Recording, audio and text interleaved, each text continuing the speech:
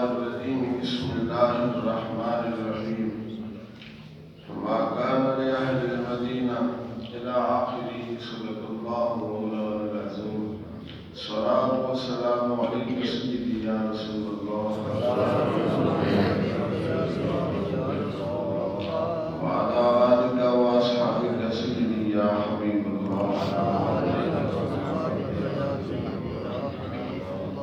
الصلاة والسلام عليك سيدي يا نبي الله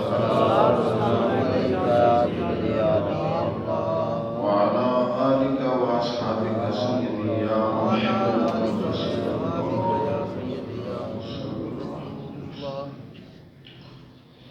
ما كان لأهل المدينة ومن حولهم من الأعراب أن يتخلفوا عن رسول الله مدینہ والوں کے لیے اور مدینہ کے ارد گرد دیہات والوں کے لیے مناسب نہیں تھا کہ وہ رسول اللہ کے پیچھے بیٹھ رہتے وَلَا يَرْغَبُوا بِأَنفُسِهِمْ عَنْ نَفْسِهِ اور اپنی جان کو ان کی جان سے زیادہ عزیز سمجھتے ایسا بھی نہیں کرنا چاہیے تھا ذَلِكَ بِأَنَّهُمْ لَا يُصِيبُهُمْ ظَمَأٌ وَلَا نَصَبٌ وَلَا مَخْمَصَةٌ فِي سَبِيلِ اللَّهِ یہ اس لیے کہ نہیں ان کو کوئی پہنچتی بھوک پیاس اور کوئی تکلیف اللہ کے راستے میں وَلَا يَطَعُونَ مَوْتٍ يَغِيظُ الْكُفَّارَ اور نہ ہی وہ ایسی جگہ پر قدم رکھتے ہیں جہاں کافروں کو غصہ آئے وَلَا يَنَالُونَ مِنْ عَدُوٍّ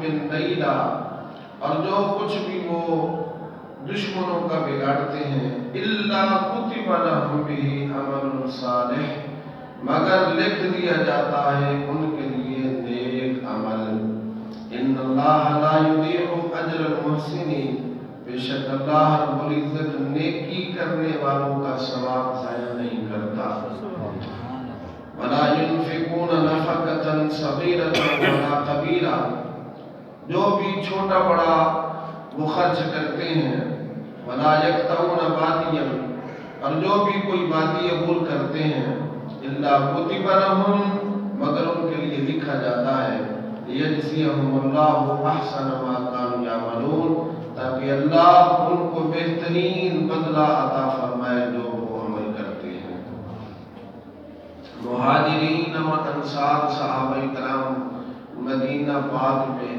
اور اسی طرح مدینہ پاک کے ارد گرد کچھ حضرات غزوہ تبوک میں جانے سے جن سے سستی ہو گئی تھی اللہ پاک نے ان کی سستی کو دور فرمانے کے لیے اور جہاد کی رغبت دلانے کے لیے یہ آیات کریمہ نازل فرمائی بالخصوص ان کے لیے آیات آئیں اور عمومی طور پر قیامت تک کے لیے تمام مسلمانوں کے لیے یہ آیات کریمہ ہے کہ اے مسلمانوں اللہ رسول سے پیچھے نہ ہٹو جہاں پر بھی اللہ رسول کی بات آئے تو اللہ رسول کے حکم کو مقدم رکھو اپنی جان کو پیچھے رکھو اور اپنی جانوں کو رسول اللہ صلی اللہ علیہ وسلم کی جان سے زیادہ عزیز نہ سمجھو بلکہ حضور علیہ الصلوۃ والتسلیم کو اپنی جان سے بھی تم زیادہ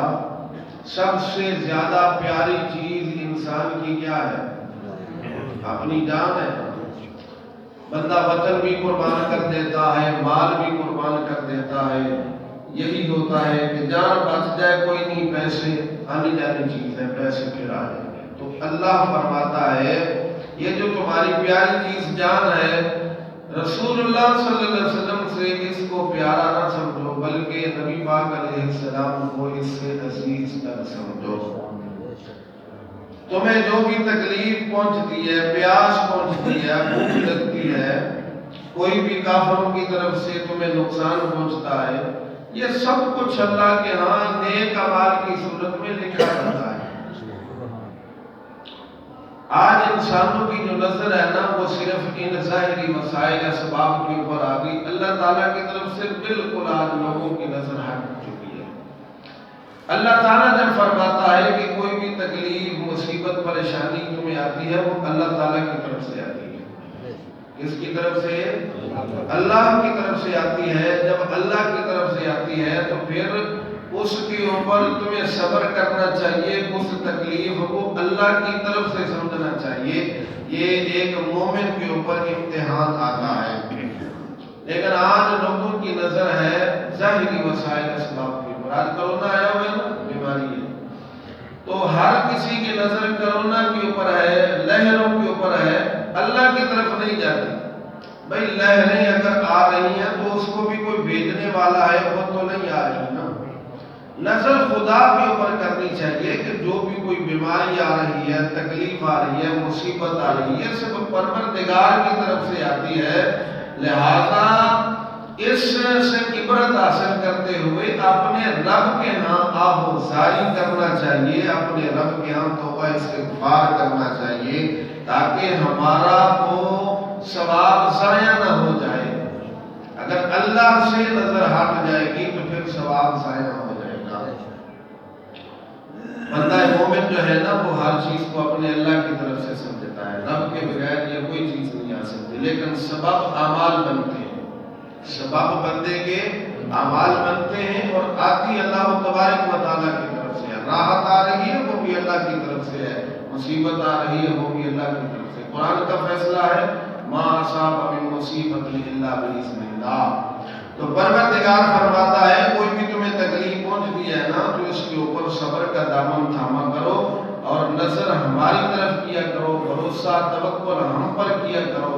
جب ہم پر کرو گے تو یہ تمہاری نیکی ضائع نہیں جائے گی، بلکہ اللہ کے ہاں تمہاری نیکی لکھ دی جائے گی۔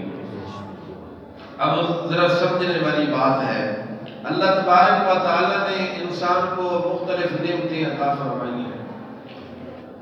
مال یہ اللہ تعالیٰ کی بہت بڑی نعمت ہے، اس کے بعد یہ بدن اللہ تبارک و تعالیٰ کی بہت بڑی نعمت ہے، بدن کے بعد جان یہ اللہ رب العزت کی بہت بڑی نعمت ہے، اور ان ساری چیزوں سے بڑی نعمت کیا ہے؟ ایمان ہے۔ سب سے بڑی نعمت کیا ہے؟ ایمان ہے۔ اور قاعدہ یہ ہے کہ ہمیشہ ادنا چیز اعلیٰ پر قربان ہوتی ہے، ادنا چیز اعلیٰ پر کیا ہوتی ہے؟ ادنا چیز اعلیٰ پہ ہوا کرتی ہے نثار، ادنا چیز اعلیٰ پہ ہوا کرتی ہے نثار۔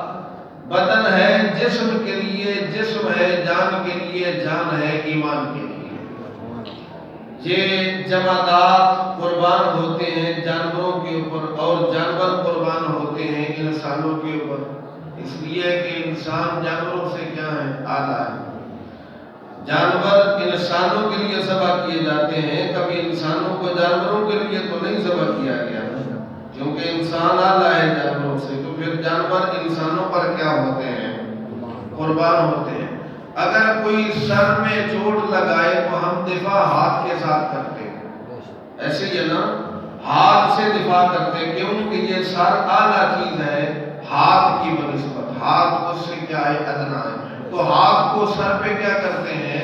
قربان کرتے ہیں۔ تو ادنا چیز اعلیٰ پر کیا ہوتی ہے؟ سب سے اعلیٰ چیز کیا ہے؟ ایمان، سب سے اعلیٰ چیز ہے ایمان۔ تو ایمان تب بچے گا کہ جب ہم رسول اللہ صلی اللہ علیہ وسلم کے حکم پر قربان ہو جائیں گے۔ آقا کریم علیہ الصلوۃ والتسلیم کی ذات اقدس سب سے اعلیٰ چیز ہے۔ اللہ فرمایا اپنی جانوں کو رسول اللہ کی جان سے زیادہ عزیز نہ سمجھو۔ حدیث پاک آ گئی لا یؤمن احدکم حتی اکون احب الیہ من والدہ وولدہ والناس اجمعین، تم میں سے کوئی بھی اس وقت تک مومن نہیں ہو سکتا جب تک اپنی جان اور اپنی اولاد اور ہر چیز سے بڑھ کے مجھ سے پیار نہ کرے، اتنی دیر تک وہ مومن نہیں ہو سکتا۔ اللہ اکبر کبیرہ۔ اعلیٰ حضرت فاضل بریلوی رحمۃ اللہ تعالی علیہ اس کی تشریح کرتے ہوئے فرماتے ہیں، فرمایا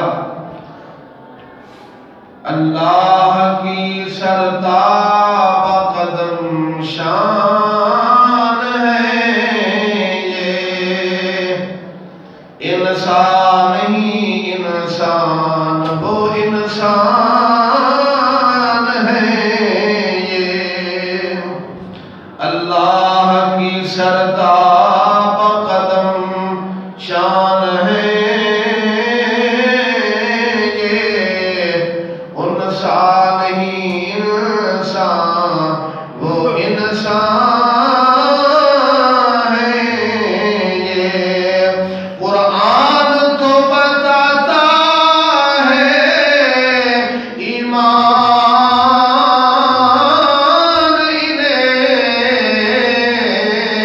پر ایمان یہ کہتا ہے میری جان ہے یہ۔ انہیں جانا انہیں مانا، نہ رکھا غیر سے کام، انہیں جانا انہیں مانا، نہ رکھا غیر سے کام۔ للہ الحمد میں دنیا سے مسلمان گیا۔ اللہ کریم جل وعلا فرماتا ہے ہر چیز سے مقدم رسول اللہ صلی اللہ علیہ وسلم۔ رب کائنات ہم سب کو قرآن مجید کی صحیح سمجھ کی توفیق عطا فرمائے۔ اللہم صلی علی سیدنا و مولانا محمد مبارک وسلم علیہ۔ اللہ رب العزت ہم سب کے حاضر مشفق قبول عطا فرمائے، ہر غلطی خطا دی معافی عطا فرمائے، دنیا آخرت دی ہر دین عزت عطا فرمائے، عقائد اعمال کی اصلاح عطا فرمائے، وروز معاشر پہ آیا آقا صلی اللہ علیہ وبارک وسلم علیہ شفاعت طیبہ نصیب فرمائے، دین اسلام والی زندگی اور ایمان والی موت نصیب فرمائے۔ صلی اللہ تعالی علیہ